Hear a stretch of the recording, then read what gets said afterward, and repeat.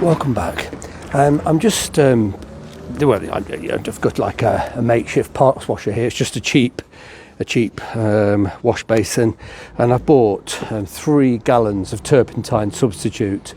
Got a couple more cans here. So basically, I've poured a whole gallon onto the hub, and I've left the hub sitting in it for some hours. What I intend to do is sort of do 3 different washers. I'll use this that's in here as the first wash. I'll take the hub out. I'll filter the solution and put it back in the original container.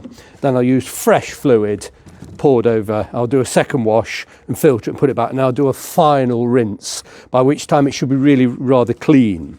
And because obviously we've got bearings here, we don't want anything to be sort of left behind in the bearings. Let's just turn this over. Here we go. Yeah, what a mess. Goodness me. It's making a decent job of. I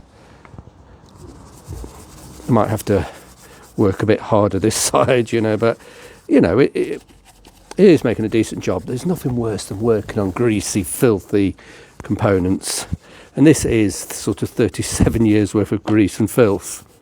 Most unpleasant. But I'll just leave the hub in the solution, agitate it like this. That's starting to come off now. Agitate it a bit, leave it in the solution, and when it's reasonably clean, like I say to you, I'll take the hub out of this solution, filter the solution, change the solution for completely fresh, and I'll be able to reuse this for first sort of cleaning. There's no point in using absolutely fresh, brand new fluid when something's as filthy as this was when it went in. But I'll scrub this up so it looks really rather lovely, and let's have a look at the inside here. Yuck! What a mess. I just need a screwdriver or something. I don't want this all over the gloves. Let's have a look. There must be something in the back of the car here. There we go. Yeah, I've got a screwdriver. What a job.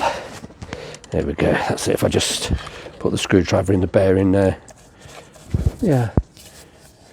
Not the most exciting of jobs, but it pays to work clean if you can. And this is a very unpleasant task, but it will just make reassembly so much more pleasant.